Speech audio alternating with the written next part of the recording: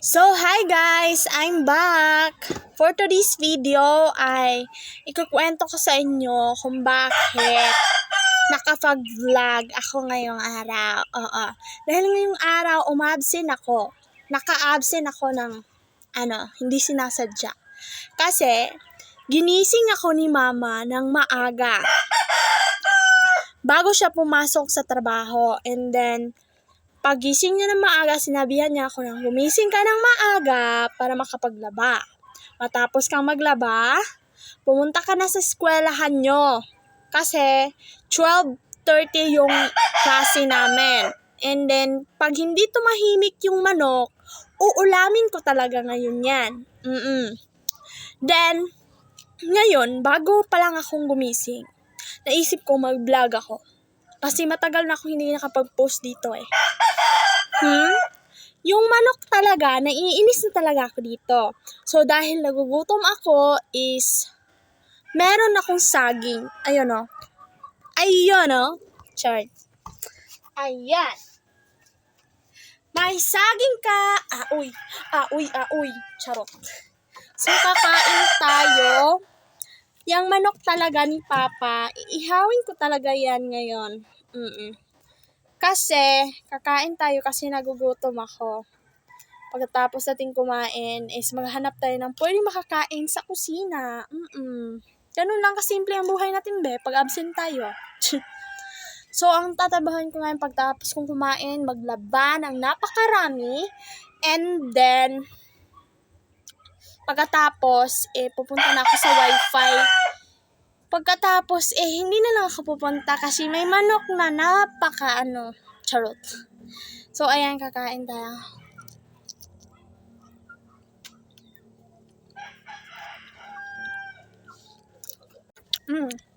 Masarap ang saging,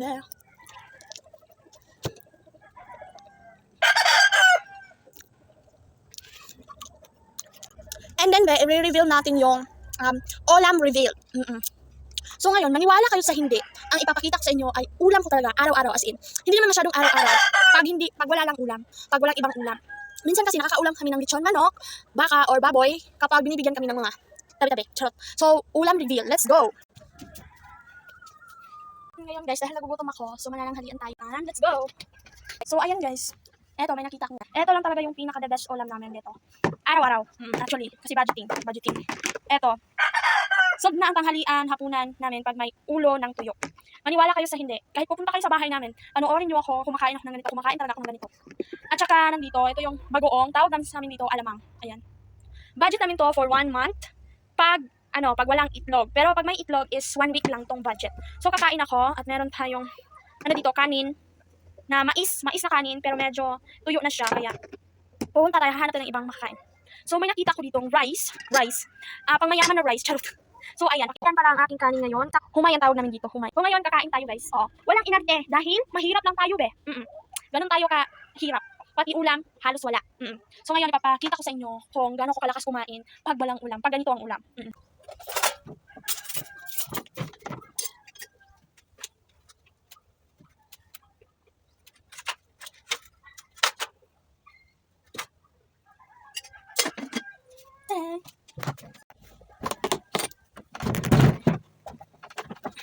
So, ayan. Kakain na. Kanin reveal. Ngayon, pas kamay ko. Ulam reveal. Yes. Talagang pinaka-worst. Ayan. Tuyo. Ulo ng tuyo. May bagoong ako dito. Tawag sa amin alamang. Nasaan na yun?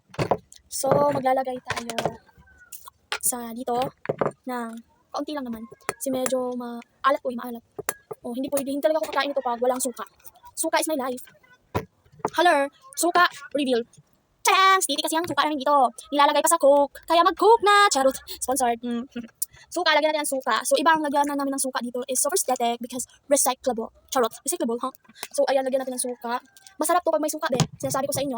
So, papakita talaga natin yung lalagyan ng suka natin. Aesthetic. Oo, ganun tayo aesthetic din. So, ito na yung ulam natin. I-shake lang natin. Medyo madaming suka. Napakasarap dito kapag madaming suka.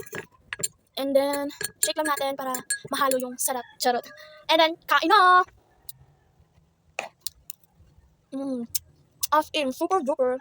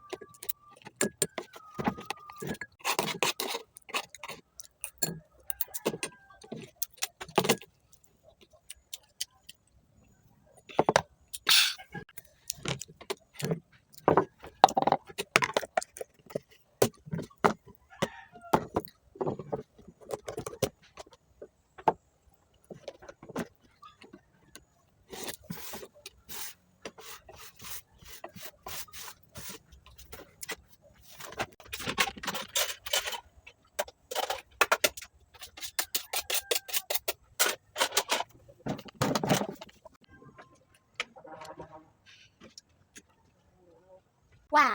So ngayon, i-review ko sa inyo ang 3 plangganang lalabhan. Lalabhan, madam. Ganun kasosyal ang madam. So, lalabhan reveal. So, ayan. 3 planggana. Agoy. Dahil maglalaba ako, may saging ako. Agoy. Tadang! So, kakain tayo ng isa. Ay, sobrang gusto na natin. Ipakita natin kung gano'n kasarap ang saging. Ayan, nahulog na siya. Magpapakain na siya. So, ayan. Titikman natin to. Lalagay ko na dito, be. Dahil may saging ako, maglalaba ako. Agoy. Parang ka na. Huwag na ako tignan.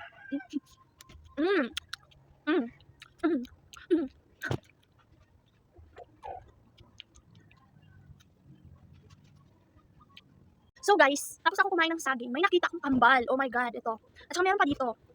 Ayan, meron pa, oh, ayan. Dikit siya sa ibaba lang.